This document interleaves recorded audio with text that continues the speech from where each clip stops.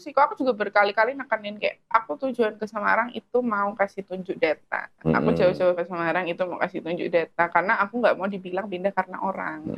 Berkali-kali aku bilang kayak gitu, tapi papa tetap kayak yang pasti karena laki-laki, pasti karena laki-laki kayak gitu terus. Pasti karena orang, pasti karena orang. Terus Karin nggak bilang bilang, kayak ini brainwash kayak gitu. Karin nggak bilang, Karin tuh mau masuk Islam karena seseorang. Enggak, Hah? enggak lah. Karena Yesus gitu. Malah bukan cuma satu orang. Kristen nggak perlu sunat kan ya? Iya benar. Ya kan? Iya. Kristen ajaran Paulus bilangnya apa? Cukup sunat rohani kan? Iya. Kalau ada sunat rohani, kenapa nggak ada perpuluhan rohani aja gitu? Paham maksud saya kan? Iya, iya. Di tradisi Yahudi kan ada perpuluhan atau di dalam Islam ada zakat. Iya. Konsepnya mirip gitu. Nah, cuman di Kristen sunatnya cukup sunat rohani atau sunat hati, tapi perpuluhannya jalan terus yang asli gitu, bukan perpuluhan rohani nggak ada gitu. Kira-kira gitu. Dan kalau kita kita tahu nih global konteksnya gitu ya, tadi seperti itu. Kalau Karin sekarang mengaku Kristen, Karin sebenarnya ini pengikut Yesus atau pengikut Paulus? Kalau setelah tahu Paulus. Karena apa? Yesus doanya sujud. Iya betul. Nggak makan. Umat beragama apa yang sekarang doanya sujud? Muslim. Islam. Yesus nggak makan babi. Iya. Umat Islam nggak makan babi. Iya. Yesus sunat. Laki-laki Muslim sunat. Iya. Yesus mati dikafanin. Iya, Islam dikafanin. Mereka masuk peti. Iya benar. Masuk peti. Iya kan? Jadi sebenarnya yang bisa dikatakan yang mengikuti sunnahnya Yesus ya Muslim malah sebenarnya.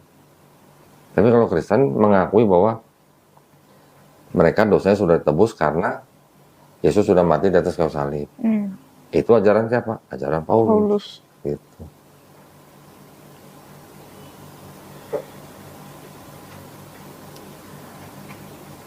Di Islam, kita tidak membeda-bedakan nabi-nabi yang sudah diutus gitu. Mereka semua sama, semua adalah orang-orang pilihan Allah gitu. Tapi kalau di dokumennya orang Yahudi, Nabi Nuh diceritakan habis banjir, mabok anggur, telanjang. Nabi Harun diceritakan apa? Membuat patung sapi berhala untuk disembah orang Israel. Nabi Lot menghamili 2 anak perempuannya sendiri. Nabi Daud berzina dengan istri orang. Nabi Salomo sempat musyrik menyembah Tuhan yang lain. Nabi Ayub diceritakan pernah menghujat Allah karena dikasih ujian. Kira-kira apa Tuhan salah pilih nabi kalau kelakuannya begini? Kira-kira aja gitu. Apa Tuhan salah pilih nabi atau gimana? Di dalam Islam nggak ada cerita yang begini nih. Karena di Quran itu di Quran itu justru mengoreksi dan menjelaskan apa yang sudah beredar di bangsa Israel itu gitu. Nggak ada cerita Nabi Daud berzina sama istri orang. Nauzubillah min dzalik ya. Masa Nabi begitu? Nabi adalah orang-orang pilihan Allah yang terbebas dari dosa ya. Bukan terbebas dari kesalahan. Kalau manusia tempatnya salah. Nabi Daud juga pernah salah dalam membuat keputusan untuk umatnya. Tapi segera bertobat dan diampuni gitu. Nabi Adam juga begitu. Tetapi kan nggak mungkin menghamili anak perempuan sendiri gitu loh. Mungkin nggak Tuhan pilih orang yang begitu gitu. Kira-kira. Nah, dan di Islam jelas. Ini contoh nih ya. Misalnya nih, Karin mau naik pesawat nih, mau ke Semarang nih dari sini. Kalau ditanya nih sama Sinta nih, sebelum naik pesawat, sebagai orang Kristen, Karin pasti nggak nyampe Semarang. Berani jamin nggak pasti nyampe Semarang? Kalau orang Kristen akan bilang pasti nyampe. Karena apa? Mereka sudah percaya dosanya udah ditebus. Pasti masuk surga gitu. Kalau orang Kristen kan begitu ngomongnya.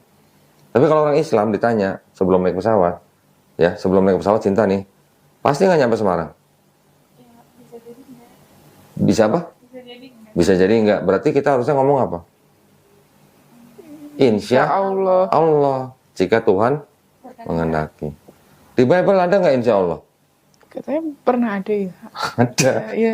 Tadi kenapa nggak nanya? Iya lupa, baru ingat. Lupa.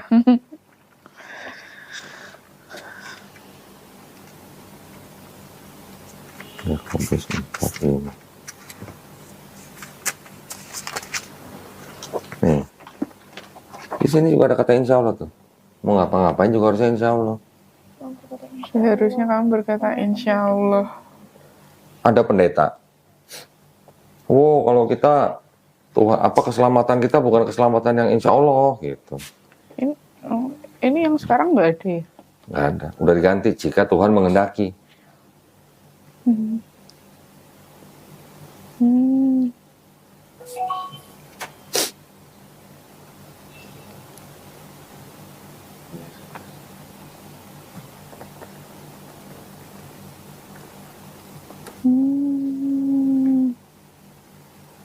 Paham kan? Kalau perkataan saya pasti masuk surga, kira-kira menurut Cinta itu perkataan orang sombong nggak? Iya. Mendahului kehendak Allah kan? Iya, benar. Ya.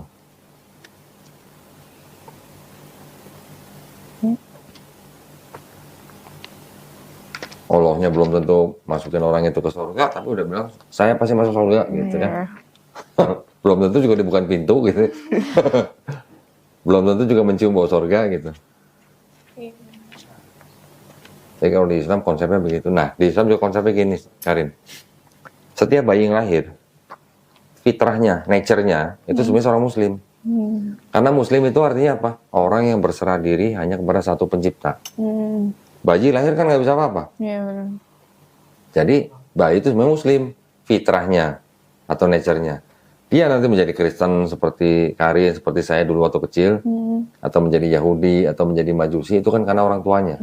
Iya, betul. Tetapi pada waktu sudah akil balik, sudah besar, sudah bisa menentukan mana yang baik, mana yang benar, maksudnya memang benar dan salah gitu ya, bisa menentukan. Ketika dia mengenal Islam, sampai kemudian dia menerima Islam, sampai pada akhirnya dia masuk Islam, dia sebenarnya bukan pindah agama, tapi dia kembali ke fitrahnya. Kembali ke fitrah manusia, yang mana manusia itu hanya bisa berserah diri kepada satu pencipta. Gitu. Nah, di dalam Islam juga kita memahami bahwa orang yang non-Islam, ketika dia masuk Islam, dosa-dosa dia dari akil balik itu dihapuskan, insya Allah. Tetapi kebaikan yang dia lakukan dari akil balik nggak hilang, dicatat. Gitu. Kerennya Islam gitu. Dan nggak boleh sombong. Setiap apapun yang akan kita lakukan atau untuk keselamatan kita, selalu kita hanya berharap kepada rahmat Allah. Kalau di gereja kan orang bilang karunia gitu lah. Ya. Bilangnya karunia Allah gitu bilangnya. Tapi pasti masuk surga gitu. Ada yang berbeda lah gitu. Nggak bertanya? Udah siapa lagi ya? Apa lagi? Oh, ini itu ya Isa Al-Masih sebenarnya. Hal-hal yang penting di situ saya tulis gitu. Ini juga nih. Ada assalamualaikum lagi. Oh iya, nggak tahu kalau itu. Di situ ada nggak assalamualaikum? Enggak sih. Nggak, di tulisan itu ada nggak assalamualaikum? Nggak ada. Nggak ada ya? Oh ada. Oh sama yang di Kristen Shalom itu juga katanya nyomot ya. Hah? Yang di Kristen kan suka Shalom. Iya, Shalom itu sebenarnya bahasa Ibrani. Nah.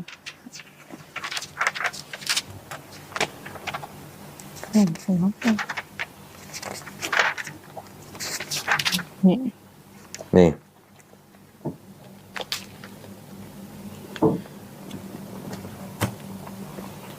Nama malaikat itu pun. Hah?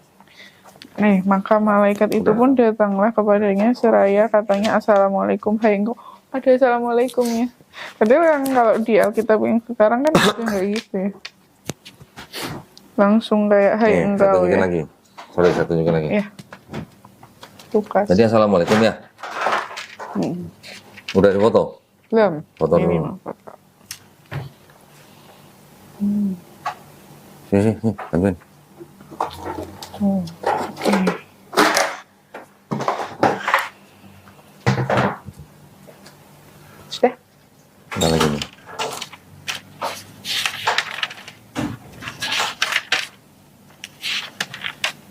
Kata apa nih? Masjid di Galilea. Nah, ini maka Isa pun bangkit berdiri, keluar dari masjid. Masuk ke dalam rumah.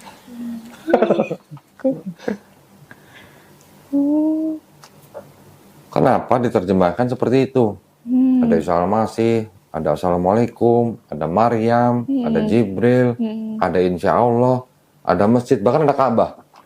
Oh, ada Ka'bahnya nih. Bentar. Iya. Lukas berapa ya?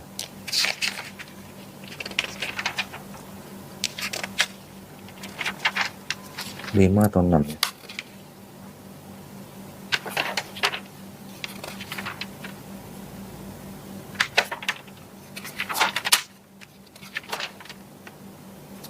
Yang ini mungkin.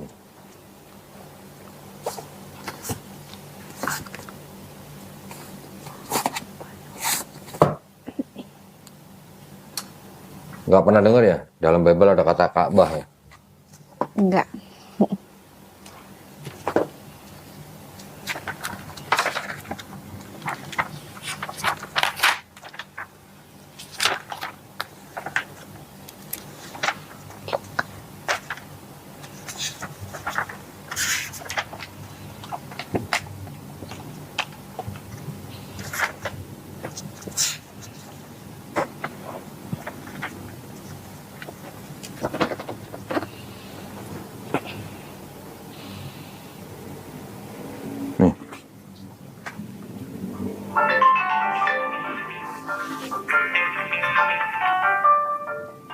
Assalamualaikum. Assalamualaikum, Mbak. Habis begitu, iblis Assalamualaikum. hentarkan sama Tuhan Iya, Pak. ke negeri yang Sudah selesai, Pak. dan menaruh Tuhan di atas ujung. Halo, Pak, nanti WA dulu, Pak ya. WA dulu ya. Lagi ada tamu ya.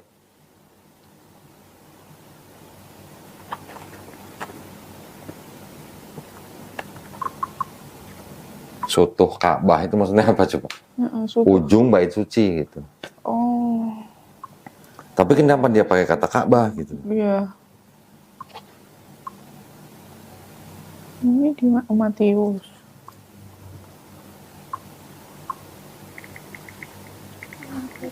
Matius 4.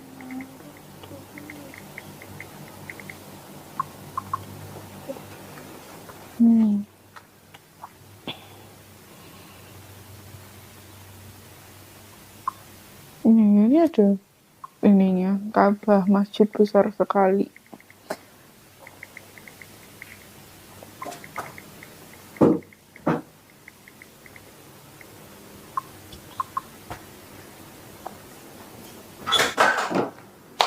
Tujuannya apa? Menulis dengan istilah-istilah Islam gitu. Untuk mengkristenkan orang Muslim. Tujuannya. Oh, tapi malah yang sekarang nggak ada. Iya, ya sekarang udah revisi. Yang dulu-dulu ditulis itu untuk mengkristenkan orang Islam. Dulu, ya. Jadi kalau untuk orang-orang Belanda atau orang-orang Indonesia yang pakai bahasa Latin, mereka menulisnya dengan nama Yesus Kristus. Tapi kalau Bible untuk orang-orang yang ditujukan untuk orang-orang Muslim, mereka menggunakan Isa al-Masih. Itu ada masjid, ada Ka'bah, ada Maryam, ada Jibril. Gitu.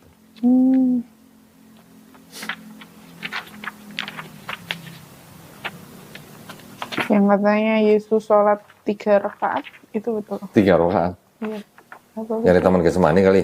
Nggak tahu. Bukan 3 rakaat, maksudnya 3 kali bolak-balik membangunkan murid-muridnya. Oh, nggak tahu, lupa. Iya, ada. Gitu. Ya itu ceritanya waktu Yesus ke Taman Getsemani bersama beberapa muridnya. Dia suruh muridnya berjaga-jaga, Yesusnya berdoa, tapi pas giliran Yesus lihat lagi tidur dibangunin, terus dia doa lagi. Itu bukan 3 rakaat.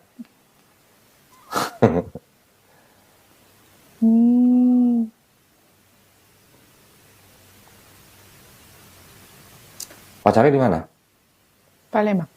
Oh, wong kita Galo tuh. Saya dulu sering ke Palembang. Proyeknya di sana. Kontraktor ya? Kontraktor. Di apa namanya daerahnya? Oki. Sama di Lubuk Linggau. Kita juga dari sipil. Oh ya? Iya. Oh, undipnya ini sipil? Oh alah. Saya bukan dari sipil. Dari accounting. Dari accounting jadi kontraktor. Nyasar gitu. Wow. Alhamdulillah masih jalan dari 2012. Jadi accounting, bikin gambar sendiri, bikin RAB sendiri.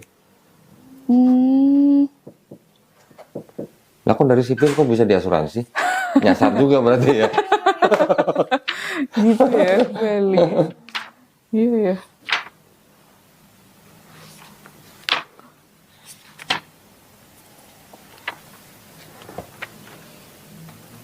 Yang perlu difoto.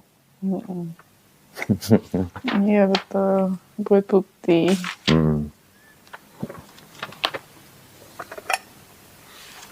Asli Palembang, apa cowoknya?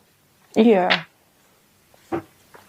Orang Palembang putih-putih kan ya, kayak Chinese ya? Iya benar.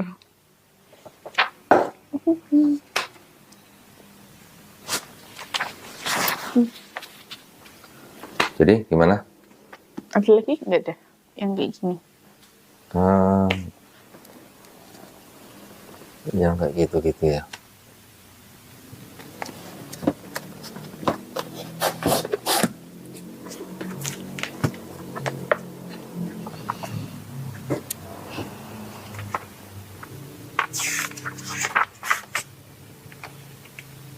Kurang lebih sih sama. Sama sih kurang lebih ini.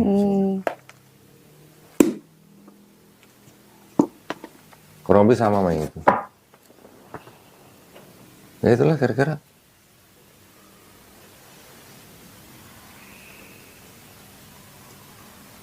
Ada Bible yang masih pakai kertas koran. Oh iya. Iya. Kayak kertas buram itu. Ada yang pakai kayu tuh sampulnya. Tapi bahasa Inggris ini. Oh. Banyak banget. Ada Bible setan. Mau baca? Oh iya, kayak gimana? Satanic Bible. Tapi isi ini tidak sama dengan Bible itu. Oh iya. Jadi ini hanya mantan orang Kristen mendirikan gereja setan gitu. Itu siapa? Mongol. Iya. Nah itu Bible-nya Mongol itu. Oh.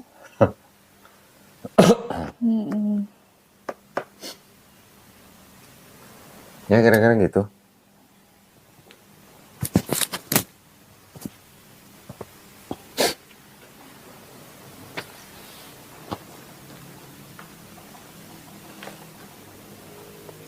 Kamu udah banyak tahu berarti Karin ya dalam produk kota ini udah tuh. Iya, soalnya sekarang cuma mau melihat buktinya gitu ya. Iya benar. Karena kan kalau ngobrol doang kan kayak kok nggak ada datanya sih gitu. Udah lumayan lama juga kok soalnya. Oh gitu. Nah, terus nunggu apa? Itu. Sadatnya. Iya, mau ngobrol sama papa mama dulu. Oh gitu. Terus baru. Kalau saya sarankan, bukan saya maksa, sarankan yang namanya kita nafas tidak pernah tahu kapan ya. Jadi ketika ada kesempatan jangan disia-siain. Maksud saya, kalau memang sudah mendapatkan hidayah, kita jemput hidayahnya. Baru nanti setelahnya kita cari solusi untuk yang kalau ada masalah gitu. Karena belum tentu semua kekhawatiran yang kita takutkan terjadi gitu, belum tentu. Ini sisipan, bahkan ada ayat ini pinjaman gitu. Yang di sini tadi ya? Itu sumbernya. Karena itu studi Bible namanya itu. Ada catatan lengkapnya gitu. Nah itu tidak semua pendeta punya. Namanya kitab suci Katolik. Katolik nih, lihat nih. Tidak untuk diperdagangkan. Ini kitab suci Katolik dengan catatan lengkap dipersembahkan oleh Umat Katolik Indonesia. Oleh siapa tuh? Direktorat Jenderal Bimbingan Masyarakat Katolik. Resmi dong. Nah jadi ini ayat, ada footnote kayak tadi. Nah itu yang seperti tadi yang 1 Yohanes 5 ayat 7 itu banyak.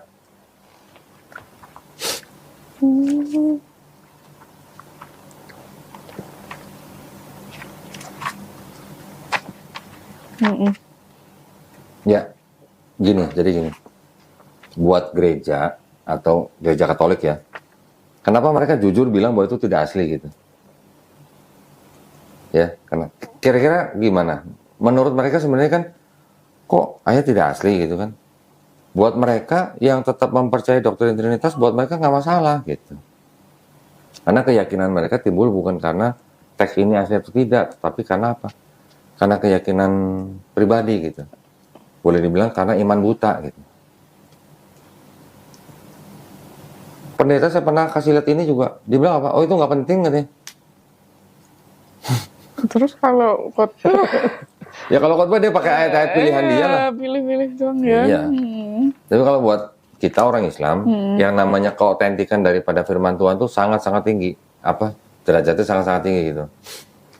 Kalau sebuah ayat atau kitab yang disebut suci, yaitu harus yang langsung berasal dari Allah Subhanahu wa taala. Kalau transmisinya itu bisa lewat nabi, lewat malaikat Jibril alaihissalam, diturunkan kepada Nabi Muhammad SAW, ditulis oleh para sahabat, ya kan? Tapi dengan cara didiktekan. Setelah didiktekan oleh Nabi, ditulis, suruh baca. Kalau bacaan ada yang salah, dikoreksi gitu. Jadi ada cek dan dicek gitu. Itu pun masih ada nanti penulis-penulis lain yang sahabat-sahabat yang orang ikut dengar sambil ikut nulis, tapi nggak dicek sama Nabi. Ini aja dulu sempat dibakar karena tidak sesuai dengan dialek yang diajarkan Nabi gitu. Jadi kalau di dalam Islam, Quran itu tradisinya adalah tradisi oral atau tradisi lisan, hafalan gitulah. Jadi kalau semua ini kan namanya mushaf ya, mushaf dalam bentuk buku yang ada kertasnya.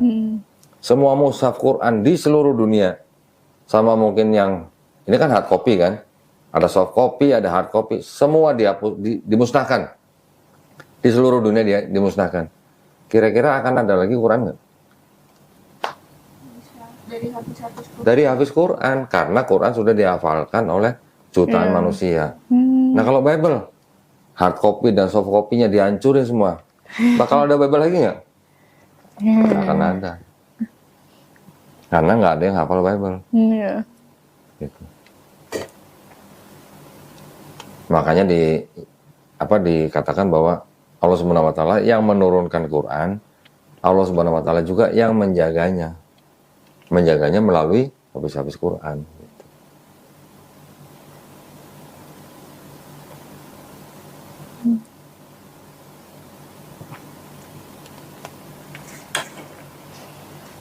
Terus Denny dulu masuk Islam setelah belajar berapa lama? Hampir 7 tahun. Wow. Oh iya. Papa saya duluan yang masuk Islam. Oh, papahnya udah masuk Islam. Papa saya udah masuk Islam. Setelah itu ya saya sempat mikir, loh kok gimana ceritanya gitu ya. Oh. Kok bisa-bisanya papa saya dulu udah bisa khotbah di gereja. Pendeta. Bukan pendeta, lulusannya bukan, tapi kan gereja kan kadang juga punya persekutuan kan. Oh iya. Nah, sudah bisa khotbah di persekutuan. Oh. Kok bisa tiba-tiba masuk Islam gitu. Tapi sebenarnya saya dari kecil juga memang tidak punya impresi yang negatif terhadap Islam. Saya dulu mikirnya cuma begini loh. Islam itu dari Ismail, Kristen itu dari Ishak. Tapi kan bapaknya satu, Abraham gitu kan. Abraham. Jadi saya cuma mikirnya Islam dan Kristen itu saudara satu bapak lain mak gitu lah. Cuman cara beribadatnya beda-beda. Tapi setelah kita pelajarin ini, dan sejarah, ternyata bedanya bukan itu. Kita pun orang Islam meyakini dari mulai Nabi Adam alaihissalam sampai Nabi Isa alaihissalam itu semuanya Muslim. Kenapa Muslim? Karena akidahnya atau keyakinannya semua nabi-nabi itu berserah diri hanya kepada satu Tuhan gitu. Tidak ada dari Nabi Adam sampai Nabi Isa itu percaya kepada Trinitas, nggak ada. Iya kan? Iya. Trinitas kan hasil pemikiran manusia. Hasil pemikiran manusia setelah Nabi Isa tidak ada.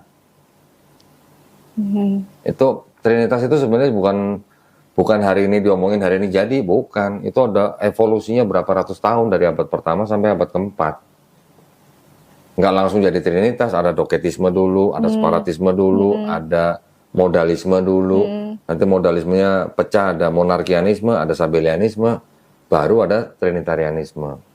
Walaupun dulu di abad pertama, di abad kedua sudah dicetuskan oleh Tertullianus, tapi belum seperti yang sekarang. Karena waktu Tertullianus mencetuskan Trinitas, Yesusnya belum dianggap setara sama Bapa, sama seperti pemikiran Paulus. Tapi ketika di abad keempat, disempurnakan sama Bapak Gereja, Athanasius, Yesus, Bapa, Roh Kudus setara gitu. Menjadi doktrin yang dipercaya oleh orang Kristen sekarang. Nah, sekarang pertanyaannya kan gini. Satu Bible yang sama, Kristennya tuh bisa ada Trinitarianisme, kemudian ada Unitarianisme, kemudian ada Oneness. Ya, oneness. Unitarian tahu kan? Oh, enggak, taunya Oneness. Unitarian itu tidak menganggap Yesus sebagai Tuhan. Jadi hanya Bapa aja yang Tuhan. Yesus tetap anak Allah, tapi dia bukan Tuhan gitu. Dia adalah ciptaan, tapi ciptaan yang paling mulia, lebih mulia dari malaikat. Kalau yang Oneness tidak menerima Trinitas, Bapa dan Yesus itu satu pribadi gitu.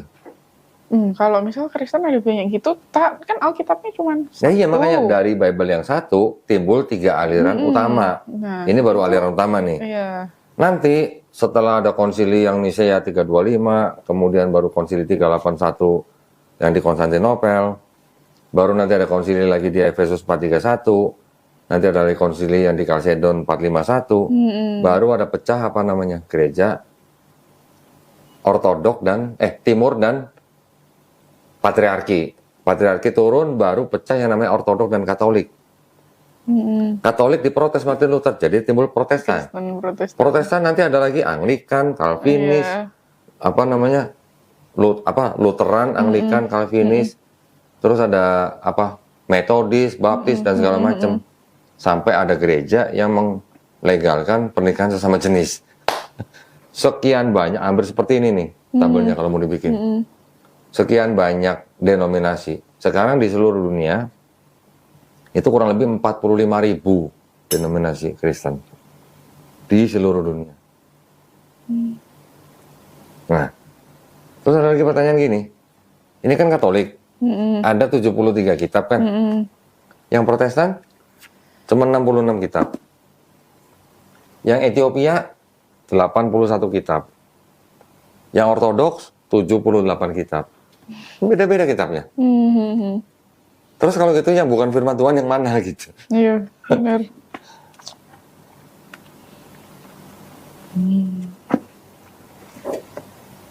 Memang sekarang kelihatannya Kristen agama mayoritas.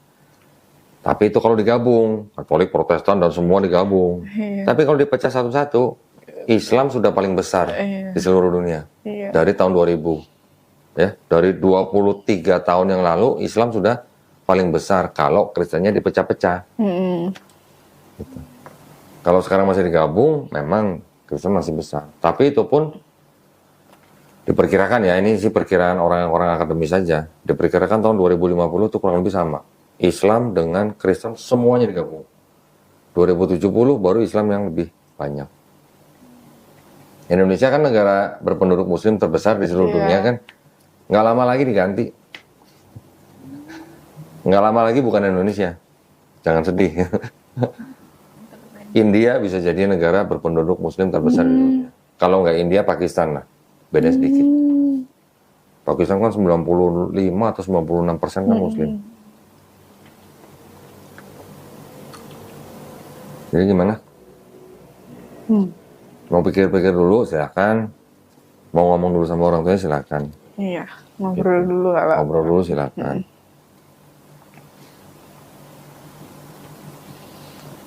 Mudah-mudahan masih dikasih waktu. Gitu.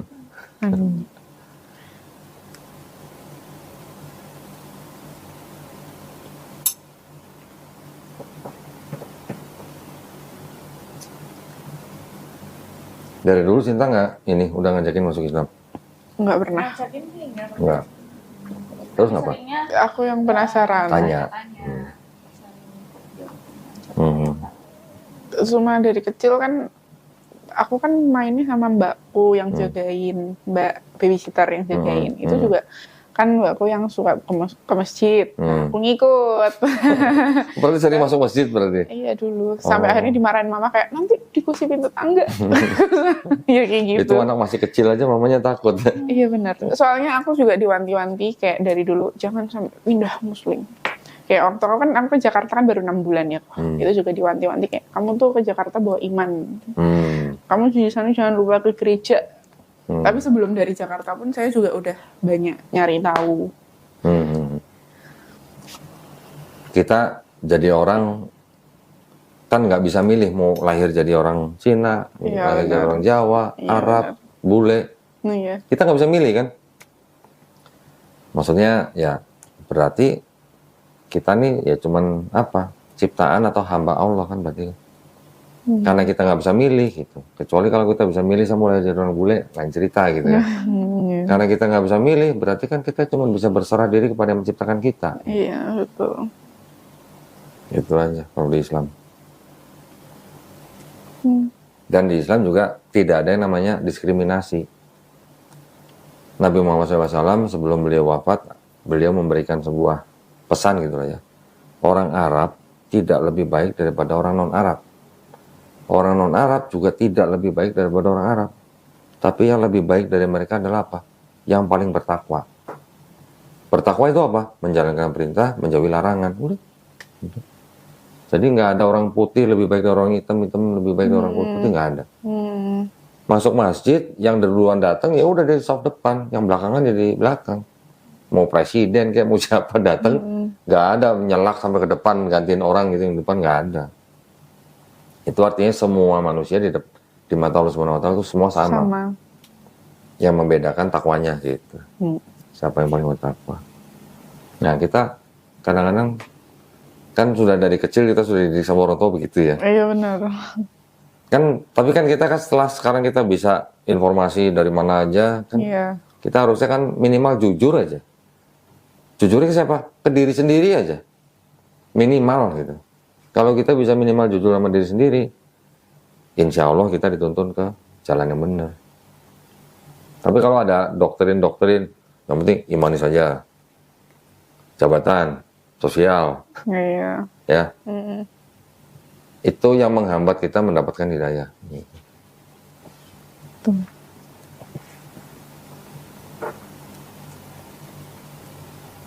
Nggak minum lagi? Makasih.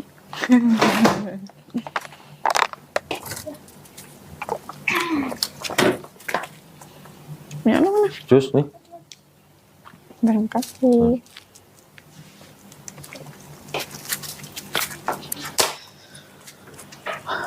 Apa lagi ya?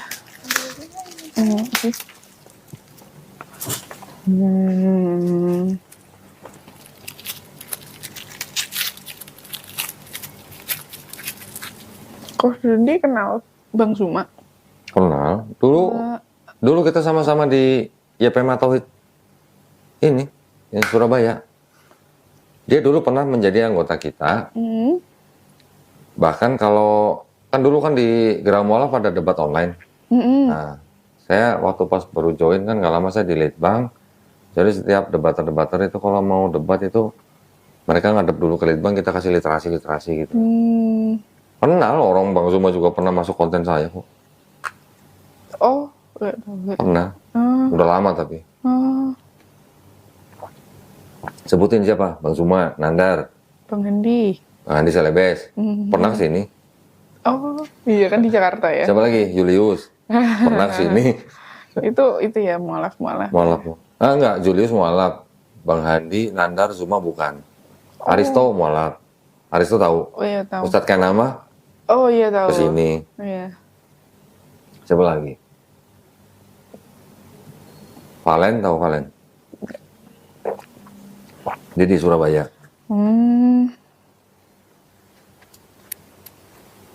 Tapi kalau di kita, Yayasan Pembinaan Mualaf ini, untuk orang-orang yang seperti Karin nih, contoh misalnya setelah mualaf terus dibuang sama keluarga, kita sediain shelter, kita sediain guru untuk belajar. Jadi buat calon mualaf itu sebenarnya nggak ada yang perlu ditakutin dengan adanya yayasan-yayasan seperti kita ini. Kita sediain shelter. Dulu kita ada rumah Quran di lantai 7, ada mualaf yang terbuang, tidur situ gitu. Kalau yang udah kerja, alhamdulillah. Kalau yang belum, kita kasih keterampilan kerja untuk kerja. Bahkan dulu kita latih bikin mie ayam malah. Serius, kita datengin guru bikin mie ayam di sini. Oh iya. Serius. Kita datengin guru bahasa Inggris, les bahasa Inggris. Sampai begitu. Jadi orang yang masuk Islam itu kan bukan berarti terus kita lepas begitu aja. Harus ada pembinaan. Guru ikronya kita sediain. Dan itu semuanya gratis.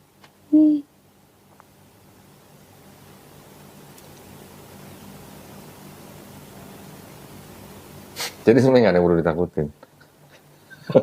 Iya.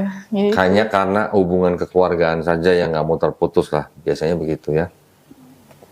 Ya, tapi ya saya juga siap sih itu. Maksudnya gini.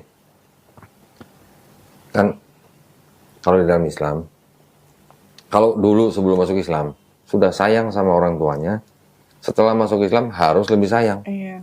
Harus bisa menunjukkan gitu. Karena di Islam itu yang dilihat kan akhlaknya. Kita kan sebagai Muslim mengikuti akhlak yang ditunjukkan Nabi. Semuanya udah disebutin, udah diajarin semuanya. Dari mulai bangun tidur sampai tidur, dari mulai lahir sampai mati, semua udah ada aturannya gitu.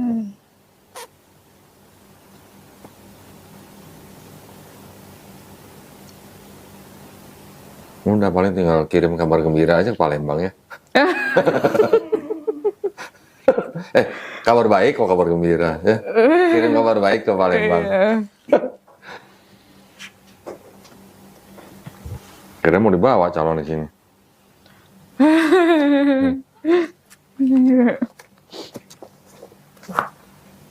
Saya simpan ya. Iya, iya kok.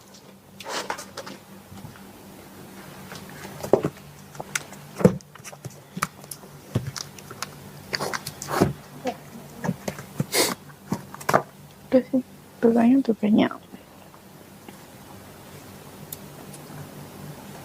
Kan soalnya juga dari dulu kan akhirnya aku kan mau bawa data karena dulu tuh pernah kan aku juga pernah yang dulu pernah pacaran sama Muslim juga. Itu juga udah pernah dibilangin takutnya dikira aku tuh pindah karena orang, karena ajakan orang. Jadi butuh data-data. Kenapa dari dulu nyari pacar Muslim? Enggak, itu udah Nggak sengaja gitu ya? Hah? Soalnya kan yang ditakutin bawahku dari dulu kayak gitu. Paham. Iya benar. Orang tua sih pasti pemikirannya begitulah. Kakekku Muslim tapi murtad. Oh, masuk Kristen. Katolik. Oh, Katolik. Masuk Katolik. Iya. Katolik itu ya Kristen? Iya, Kristen Katolik. Iya. Oh, kakeknya, engkongnya berarti? Iya. Oh, itu sih kan mamaku tuh Jawa. Papaku yang Cina. Kalau mamahnya papaku Konghucu, malahan pindah Katolik. Kalau dari mamaku Muslim pindah Katolik. Jadi di Katolik semua. Iya. Oh, berarti di rumah dulu nggak pernah ada patung Kuankong, no? Enggak sih. Oh, kalau ke rumah neneknya baru ada patung Kuankong? Iya, kayak gitu. Papa saya dulu dari Konghucu. Lah, Konghucu Kristen. Konghucu Kristen baru Islam. Muslim. Oh. Jadi dulu di rumah saya, waktu kita masih kecil, itu ada patung Kuankong. Hampir tiap tahun dulu kita dibawa papa saya kemana? Ke Gunung Kawi. Kalau anak-anak sih suka aja ya jalan-jalan kan. Tempatnya kan enak, sana dingin. Berarti nggak pernah Gunung Kawi ya? Nggak pernah.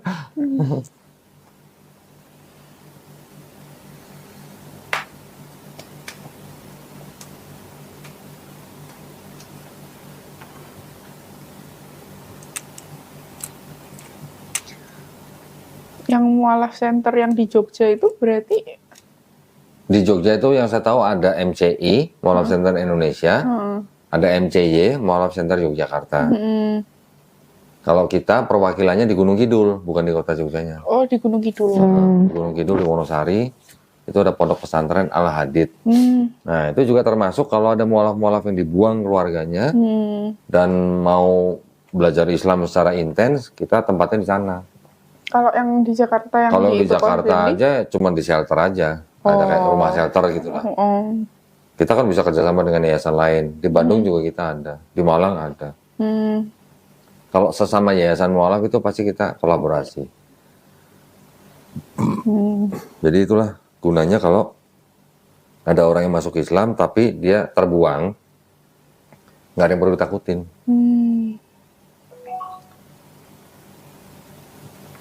Makan tidur nggak usah mikir gitu.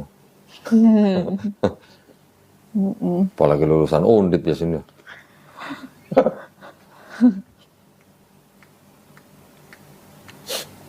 Tapi yang jelas kalau misalnya memang nanti tetap sudah memutuskan untuk masuk Islam, terus kemudian orang tuanya menentang, yang jelas Karin sebagai seorang muslimah boleh membantah atau menolak orang tua, tapi harus dengan cara yang paling lembut gitu.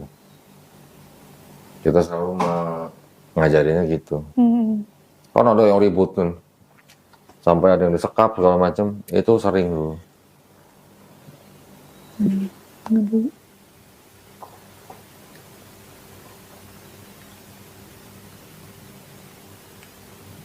Nunggu apa ya sebenarnya kalau menurut saya? Ya itu. Hah? Kan mau ke sini dulu, emang rencananya gitu, mau ke sini. Iya. Mau lihat data-data. Ya kan sudah. Ngobrol sama mama papa. Mama papa kan di Semarang soalnya, nah. Oh, jadi mau pulang ke Semarang? Ya pasti. Oh. Bukannya sudah bisa nebak papa mamanya bakal bilang apa? Tapi saya kan ya setidaknya saya ngobrol dulu gitu, kayak nggak yang langsung main pindah tanpa itu ya, saya ngobrol dulu. Oh, maksudnya sahadatnya mau didampingin orang tua? Enggak, enggak, cuman mau ngobrol aja. Iya. Enggak mau juga, cuman mau ngobrol kalau saya. Ya paling tidak memberitahu lah ya. Iya betul. Iyalah, mudah-mudahan dimudahin. Amin. Ya. Mudah-mudahan papanya mamanya juga ngikut gitu ya. Amin. Karena bukan cuma pekerja gereja, bahkan mantan pendeta pun bisa. Iya. Nggak harus. Yang memberatkan seseorang untuk masuk Islam itu biasanya cuma sosial ekonomi aja. Iya, jabatan.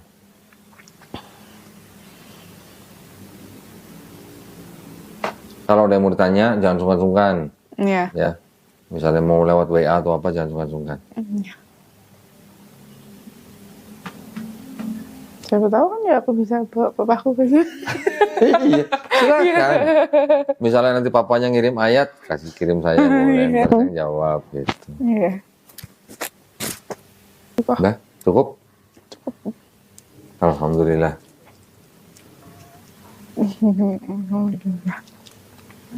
Yuk saya antar ke bawah kalau gitu. Oke. Ditunggu kabarnya. Ditunggu kabar baiknya. Kan 19 November Karin sudah datang ke studio sini kan. Waktu itu Karin kan ngecek ya beberapa Bible kan ya. Iya. Ada Bible yang cukup tua. Waktu itu kan di foto kan. Iya. Terus ceritanya waktu itu Karin foto itu untuk nunjukin ke orang tua gitu ya. Iya. Dari 19 November terus akhirnya Karin pulang ke Semarang nunjukin ke orang tua jadi. Iya, nggak mau ditunjukin. Oh, nggak mau lihat. Enggak. Oh, tapi itu saya ada diskusi sama orang tua. Diskusi sama orang tua. Sama papa. Iya, sama papa. Mama nggak mau dengar. Mama nggak mau dengar.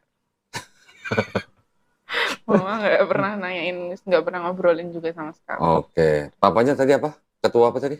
Ketua lingkungan. Ketua lingkungan di satu paroki gitu ya? Di lingkungan sih. Kalau paroki lebih besar lagi kok. Iya. Ya, oh. Dia di bawahnya paroki. Ya, di bawahnya paroki lah. Itu membawahi berapa keluarga nggak tahu ya? Pokoknya banyak lah ya. Banyak. Oke. Terus jadi akhirnya diskusi sama papanya. Papa. Papa gimana responnya? Langsung kasih ayat gitu? Iya, ada waktu itu. Dikasih ayat balasan juga. Oh, iya. Jadi perang ayat dong berarti. Enggak.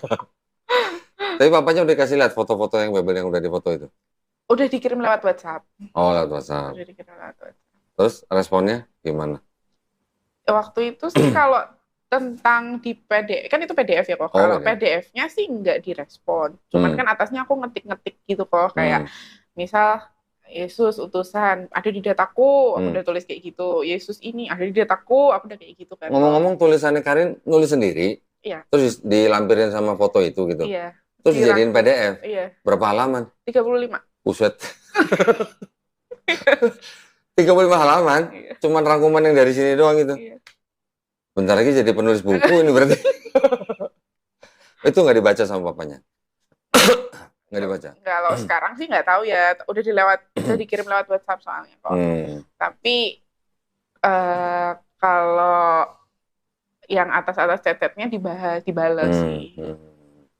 Tetap ayat andalan dari papanya dikasih. Ya. Nah, aku dan Bapak adalah satu. Aku dan gitu. Bapak adalah satu. Itu Yohanes 10:30. Iya, gitu. Terus habis dikasih Yohanes 10:30, Karin nggak balas dengan Yohanes 17 ayat 22. Kayaknya kalau dibalas lagi bakal kayak gitu terus ya kok kayaknya ya. Jadi kayak waktu itu setelah itu kan aku cuman read doang tuh kok rada lama. Itu baru dibalas kemarin Minggu juga. Oh gitu.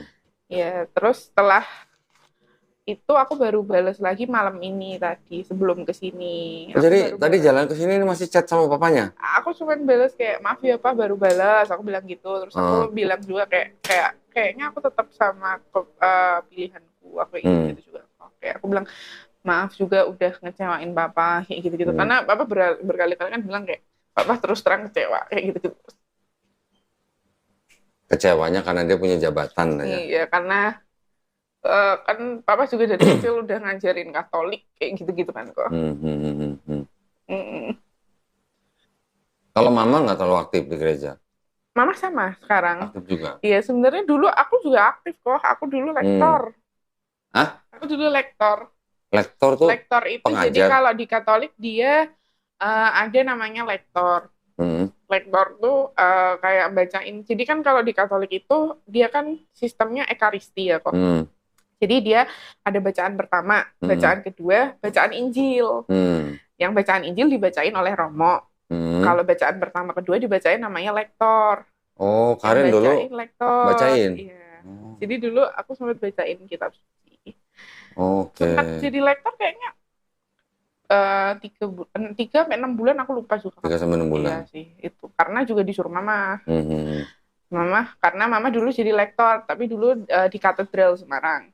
Terus habis itu pindah ke, karena kan kalau di Katolik ada paroki itu ya kok. Nah, pindah ke paroki, balik ke parokinya lagi. Nah, jadi di situ. Terus sekarang Mama aktif lektor, Papa ketua lingkungan, adikku ketua OMK. OMK itu apa? OMK itu organisasi muda Katolik. Remaja? Iya. Organisasi muda Katolik? Iya. Jadi satu keluarga nih aktif semua? Aktif semua. Pekerja kerja semua berarti? Pelayanan terus. Papa Mama juga kayak KOR. Oh alah. KOR juga. Kalian juga ikut KOR? Enggak. Oh enggak. Waktu itu udah pernah sih kayak lektor lagi, tapi aku emang nggak mau kok.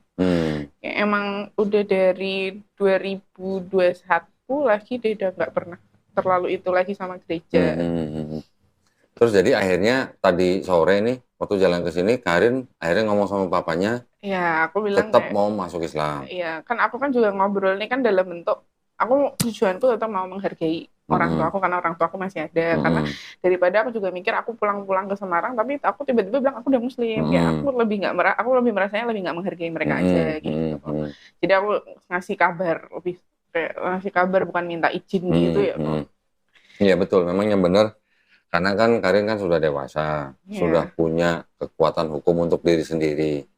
Sedangkan setiap warga negara itu kan dijamin haknya untuk memeluk dan menjalankan agama dan kepercayaan masing-masing. Waktu itu aku juga udah bacain tuh UU-nya. Terus?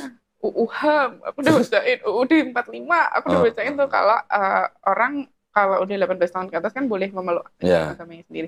Terus waktu di Semarang itu Papa udah bilang ya terserah kamu lah Karin, udah sempet kayak gitu kan, udah bilang kayak terserah kamu lah Karin, kamu sudah besar kayak gitu, kamu sudah tahu mana yang benar mana yang salah. Tapi Papa harap dipikirin lagi. 1000 kali. Jangan sampai pindah itu karena seseorang. Okay. Takutnya Bapak nggak mau kayak aku tuh menyesal di kemudian hari karena itu pindah karena seseorang. Iya. Terus tapi waktu balik ke Jakarta makin ke sini kok kayak udah nggak terserah kamu Karin lagi kayak gitu. Oh, Kayak malah mulai iya kayak malah kayak arahnya melarang gitu. Oh, iya. oke. Makanya itu dibilang kecewa gitu ya. Ya, berkali-kali bilang Bapak kecewa Kamu banget. dari kecil udah dikasih makan, udah disekolahin. Iya. Sekarang nggak ikut agama orang tua. Nah, berarti kalau agama orang tua gimana? Iya. Ya kan? Ya, tapi biar bagaimanapun ya. Kalau istilahnya sebelumnya Karin tuh sudah sayang, hormat sama orang tua, ini kalau masuk Islam harus bisa tunjukin bahwa Karin lebih sayang, lebih hormat sama orang tua. Agama tidak untuk membuat keluarga pecah kok. Dalam satu Iya. keluarga banyak kok yang beragama dan kepribadian beda-beda, banyak. Nah, cuman mungkin masalahnya ada di makanan mungkin ya. Makanannya kan yang kalau mereka masih boleh makan babi, kita nggak boleh, nah paling itu jadi masalah. Tapi banyak kok teman-teman saya satu keluarga beda agama, masih ada yang banyak begitu. Ya, tapi kan gimana ya? Saya tadi juga mau nanya, ini kan Karin ini kan bawa temen 3 orang nih, Muslim semua. Saya mau nanya nih teman-temannya, Anda nggak yang ngerayu atau bujukin atau maksa Karin untuk masuk Islam? Iya. Enggak ya?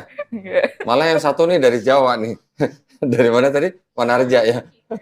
Dari Manarja sengaja datang ke Jakarta hanya untuk melihat Karin mau masuk Islam, Masya Allah. Berarti. Ini semua teman-teman kuliah Karin berarti ya. Jadi Karin waktu itu pernah datang ke sini tanggal 19 November 2023, konsultasi, kemudian juga sudah melihat bukti-bukti yang ada di sini juga, sudah difoto, sudah dibuatin karya tulis, cuman nggak dibaca karya tulisnya ya. Iya. Kasihan dong, berarti nggak dapat nilai dong. Ya kan tujuan bawa itu juga soalnya itu sih kok aku juga berkali-kali nekanin kayak aku tujuan ke Semarang itu mau kasih tunjuk data. Aku jauh-jauh ke Semarang itu mau kasih tunjuk data karena aku nggak mau dibilang pindah karena orang.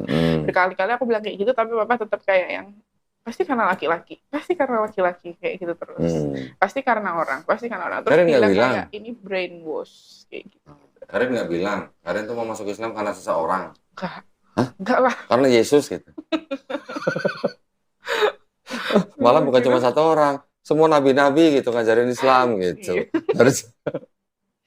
Tapi kan kalau dalam konteks dari Nasrani ke Islam, tokoh sentralnya kan memang Yesus. Iya. Jadi orang Islam juga sebenarnya nggak tabu ngomongin Yesus tuh nggak tabu. Karena Yesus itu adalah nabi utusan Allah yang sama orang Islam malah dimuliakan. Iya benar. Dimuliakan tapi tidak ditinggikan menjadi Tuhan. Bedanya di situ loh. Berarti Karin sudah berani ngambil resiko. Berani. Berani ya. Alhamdulillah. Ada yang mau ditanyain soal Islam? Mungkin ada yang belum jelas atau gimana gitu?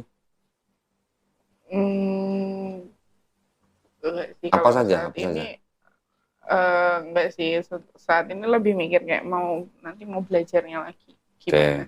Oke. Nah, Karin jangan khawatir.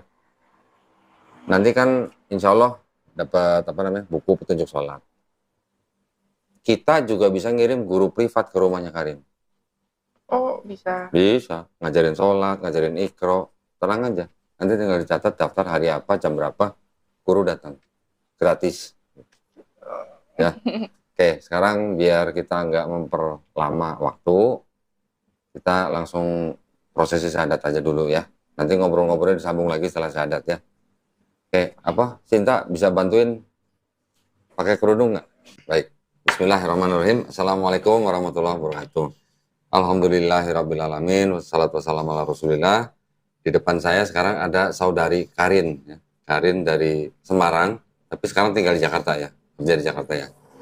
Nah, alhamdulillah saudari Karin ini waktu itu pernah ke studio tanggal 19 November. Berarti udah sebulan lebih ya, berarti ya. Hampir 2 bulan berarti ya. Iya, hampir 2. Ya, waktu itu saudari Karin memang konsultasi lah ceritanya, ngobrol terus lihat-lihat Bible di sini. Alhamdulillah dengan dalam waktu 2 bulan akhirnya Karin menjemput hidayah. Alhamdulillah ya. Nah, di sini juga ada teman-teman Karin, ahwat-ahwat semua nih, mengantarkan Karin untuk melakukan prosesi syahadat. Jadi sebelum kita melakukan posisi syahadat, saya ada 3 pertanyaan. Pertama, apakah Karin mau masuk Islam itu atau mau memeluk Islam itu karena ada paksaan atau karena kemauan sendiri? Karena kemauan sendiri. Alhamdulillah. Teman-teman, Karin ada yang maksa Karin untuk masuk Islam? Enggak ya? Coba kencangkan dikit suaranya, nggak dengar? Enggak ya? Alhamdulillah. Yang kedua, Karin kan masih punya orang tua nih. Masih ada papa, masih ada mama. Karin tadi juga sempat cerita kan bahwa Karin sampai sore tadi pun masih berdialog dengan papanya ya. Tetapi gini, Karin kan juga sudah dewasa. Hak warga negara untuk memeluk dan menjalankan agama dan kepercayaan masing-masing itu kan dilindungi oleh negara. Jadi nanti Karin boleh membantah kepada orang tuanya Karin, tetapi harus dengan cara yang paling lembut. Ya, pesan saya itu. Oke. Yang ketiga, di dalam Islam kan ada syariat. Nanti setelah bersyahadat ini, Karin nanti harus melakukan syariat Islam yang lain, yaitu sholat, zakat, puasa, haji jika mampu. Ya, berarti nanti setelah syahadat ada sholat, zakat, puasa, haji jika mampu. Apakah Karin di depan saya dan di hadapan Allah Subhanahu wa taala berjanji untuk melakukan syariat-syariat tersebut? Ya, saya berjanji. Alhamdulillah ya, insya Allah ya. Insya Allah. Baik, Karin sudah pernah mendengar 2 kalimat syahadat? Pernah. Pernah. Sudah tahu artinya? Pernah. Sudah tahu artinya? Tahu. Baik, kalau gitu saya nggak usah jelasin ya. Baik, tetapi yang jelas di saat sekarang Karin mau mengucapkan 2 kalimat syahadat, Karin sudah tahu ya makna di dalam kalimat itu, dan Karin sudah menerima dengan tulus ya apa makna daripada 2 kalimat syahadat tersebut ya. Ya. Baik, alhamdulillah. Supaya tidak memperpanjang waktu, kita langsung mulai saja. Karin nanti ikuti kalimat 2 kalimat syahadat itu dari saya. Setelah itu baru kita bacakan terjemahannya ya. Baik, bismillahirrahmanirrahim. Asyhadu alla ilaha illallah wa asyhadu anna Muhammadan Rasulullah. Aku bersaksi tiada Tuhan selain Allah. Dan aku bersaksi Nabi Muhammad adalah utusan Allah. Alhamdulillahirrabbilalamin. Alhamdulillah. Sah ya, saksi semua sah ya. Alhamdulillah, Karin sekarang sudah menjadi seorang muslim. Di dalam Islam kita memahami seseorang di luar Islam yang masuk Islam, insya Allah dosa-dosa Karin dari mulai akil balik sampai hari ini dihapuskan. Ya, itu udah jelas di dalam Islam. Tetapi kebaikan yang Karin pernah lakukan dari akil balik juga sampai hari ini tidak dihapus. Tetap dicatat sebagai kebaikan. Keren kan? Alhamdulillah ya. Ini mau nangis apa mau ketawa sih sebenarnya? Alhamdulillah ya Karin ya, itu di dalam Islam seperti itu. Jadi Karin sekarang seperti seorang bayi yang baru lahir. Ya. Seorang bayi yang baru lahir kan istilahnya masih bersih dari dosa gitu ya. Nah, di Islam kita juga memahami bahwa setiap bayi yang lahir itu sebenarnya fitrahnya adalah seorang muslim. Karena muslim itu artinya adalah orang yang berserah diri hanya kepada satu pencipta. Ya, dia menjadi Kristen, dia menjadi Yahudi, dia menjadi Majusi karena orang tuanya. Pada saat orang itu nanti dewasa, mengenal Islam, sampai akhirnya dia menerima Islam, bahkan dia sampai masuk Islam, artinya orang itu sebenarnya tidak pindah agama, Karin. Tapi sebenarnya dia kembali ke fitrahnya. Ke fitrah sebagai seorang manusia yang hanya berserah diri kepada penciptanya, yaitu Allah Subhanahu wa taala. Ya, alhamdulillah. Sebenarnya ruh kita sebelum dimasukkan ke dalam tubuh kita, sebenarnya ruh kita itu dulu sudah bersaksi bahwa Allah Subhanahu wa taala itu adalah Rabb kita. Cuman pada waktu ruh itu masuk ke dalam tubuh manusia, kita sudah lupa semua. Nah, jika hari ini Karin sudah mengenal dan juga sudah bersaksi kembali bahwa la ilaha illallah, maka artinya itu adalah kita sebenarnya apa? Sudah mengulang ikrar kita sebelum kita jadi manusia. Insya Allah kita tahu kita berasal dari mana, sekarang kita hidup untuk apa, nanti kita mati ke mana. Ya, insya Allah ya. Alhamdulillah, saya senang sekali. Ini ada buku tuntunan sholat. ya. Mohon dibaca, diterima dengan baik. Di dalamnya juga ada sedikit uang. Ya. Ini uang zakat. Jangan dilihat jumlahnya, terima aja. Ya, mohon diterima dengan baik. Ya. Ini buku tuntunan sholat, tolong dibaca, dipahami, dan dipraktekkan. Kalau mulai nanti malam atau besok mau sholat, belum bisa, belum tahu gerakannya, belum sempat baca buku, ikutin teman-temannya. Sholat berjamaah, menjadi makmum. Ya, gerakannya ikutin, bacaannya subhanallah, subhanallah, sudah cukup. Tapi ini kalau udah dibaca semuanya, insya Allah nanti dalam waktu dekat bisa lah. Kalau perlu, sholat sambil baca ini pun boleh. Kalau sholat sendiri ya, sholat sendiri sambil baca ini boleh. Atau mau di print, taruh di depan sajadah juga boleh. Atau di dinding juga boleh. Saya juga dulu begitu. Sholat ngadep dinding, di dinding tulisan bacaan sholat semua. Banyak berlembar-lembar. Dalam waktu seminggu hafal, bisa sholat sendiri. Ya. Tapi yang paling baik, sholat berjamaah. Perempuan tidak wajib ke masjid, tapi juga tidak dilarang ke masjid. Ya. Mudah-mudahan ini bermanfaat dan hari ini menjadi hari yang bersejarah buat Karin. Semoga Karin istiqomah dan kita semua husnul khotimah. Ya. Husnul khotimah artinya kita mati dalam keadaan Islam. Saya ingin ngajak Karin untuk berdoa bersama-sama dengan saya. Doa ini adalah doa yang sangat bagus setelah seseorang masuk Islam. Ya. Ikutin kata-kata saya, nanti sambil kita bacakan terjemahannya ya. Robbana, Amana, Bima, Angsalta, Wata Ba'nar, Rasulah, Faktubna, Ma'asyahidin. Ya Tuhanku, kami bersaksi bahwa kami telah beriman dengan apa yang Kau turunkan, dan kami mengikuti Rasul-Mu. Dan untuk itu masukkanlah kami ke dalam golongan orang-orang yang menyaksikan keesaan Allah. Robbana atina fid dunya hasanah wa fil akhirati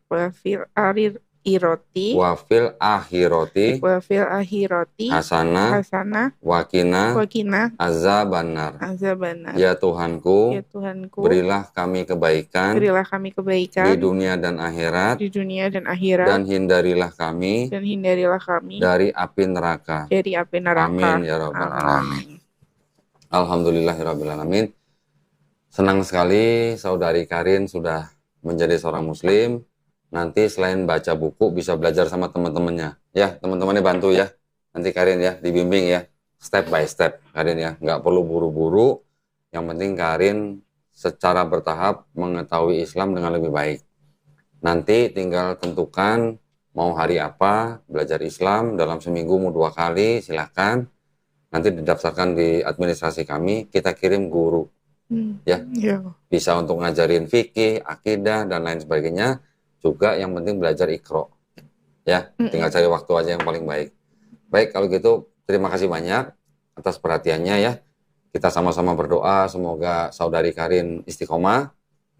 Mudah-mudahan tayangan ini bermanfaat buat para pemirsa, bisa mempertebal iman kita, membentengi akidah kita.